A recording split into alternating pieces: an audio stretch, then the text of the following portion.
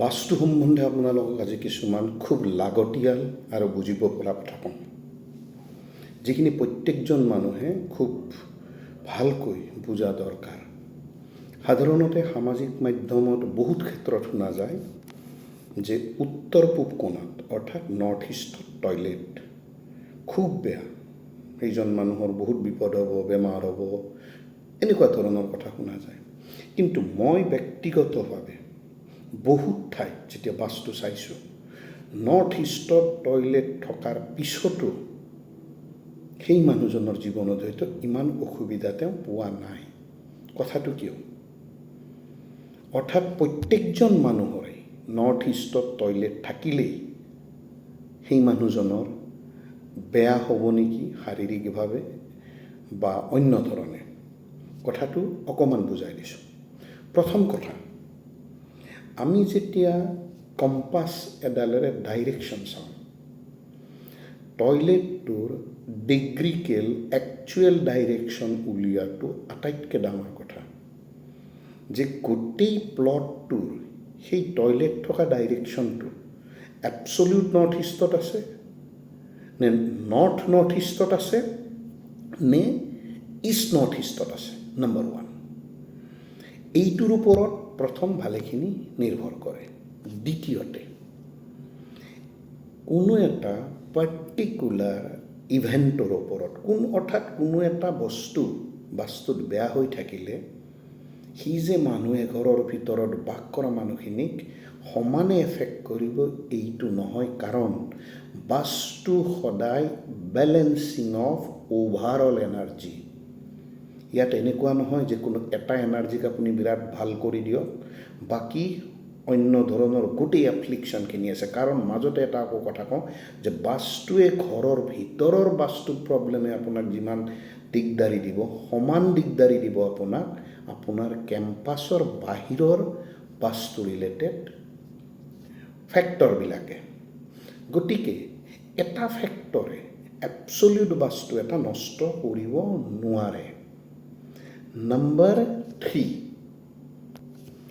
ধৰি লওক এজন মানুহৰ কুণ্ডলিত, অৰ্থাৎ এটা ঘৰত নৰ্থ ইষ্টত টয়লেট আছে ধৰি ল'লোঁ, অন্য এটা ঘৰতো নৰ্থ ইষ্টত টয়লেট আছে, কিন্তু দুই ঘৰ মানুহৰে বা দুইজন মানুহৰে সমান এফ্লিকশ্যন বা বেয়া প্ৰভাৱ নাই।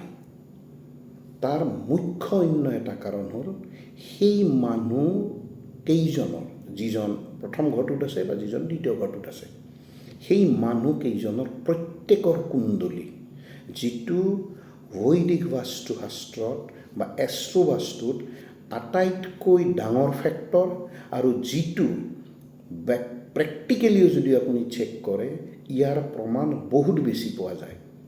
অৰ্থাৎ একেটা ঘৰত যিজন মানুহৰ কুণ্ডলীয়ে সেই সময়খিনিত সেই ডাইৰেকশ্যনটোৰ এনাৰ্জিক ছাপোৰ্ট নকৰে, সেই এখন ঘৰতেই হয়তো সেইজন মানুহে প্ৰব্লেম পাব, কিন্তু বাকীকেইজনে নাপাব। ধৰি লওক এটা পৰিয়ালৰ নৰ্থ ইষ্টতেই টয়লেট আছে, কিন্তু এজন মানুহৰ, তাৰ এজন সদস্যৰ কুণ্ডলীত চতুৰ্থ ভাৱৰ অধিপতি চন্দ্ৰ ধৰক খুব শক্তিশালী, লগত বৃহস্পতিও সেইজন মানুহৰ শুভ।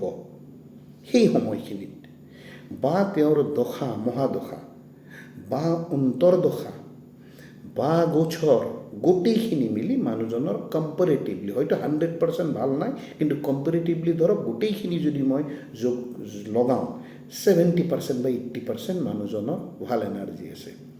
সেই মানুহজনক যিমান কষ্ট দিব, একেধৰণৰ সেই পৰিয়ালৰ অন্য এজন মানুহৰ এই জ্যোতিষ শাস্ত্ৰীয় যিখিনি ফেক্টৰৰ কথা কৈছোঁ মই, এই ফেক্টৰখিনিৰ যদি এফ্লিকশ্যন থাকে, সেই মানুহজনক যথেষ্ট কষ্ট দিব। সেই একে বাস্তুৰ প্ৰব্লেমেই বা দুঘৰ বেলেগ বেলেগ মানুহৰ সেই একেধৰণৰ কথাই এপ্লিকেবল হয়।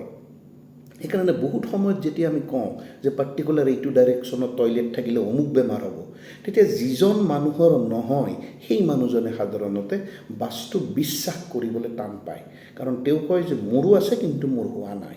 কিন্তু যেতিয়াই সেই মানুহজনৰ আপুনি ইন ডিটেইলছ বাস্তু, কাৰণ বাস্তু হ'ল ইটছ এনাৰ্জি, যিটো এনাৰ্জি আপোনাৰ শৰীৰৰ পঞ্চভূতক এফেক্ট কৰে, যি পঞ্চভূত যেতিয়া আমাৰ প্ৰকৃতিৰ পঞ্চভূতৰ এনাৰ্জিৰ লগত বেলেঞ্চিঙত নাযায়।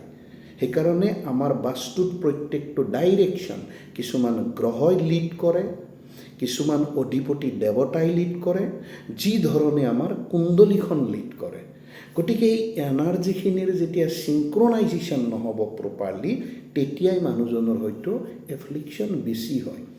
গতিকে অকল সেই ঠাইখিনিৰ কোনো এটা এংগুলাৰ ডাইৰেকশ্যন, তাকো মই আকৌ কৈছোঁ, that should be a specific and 100% correct direction. যদি শুদ্ধ নহয় তেতিয়াহ'লে বাস্তু আপুনি প্ৰপাৰ ৰিজাল্ট দিব নোৱাৰে।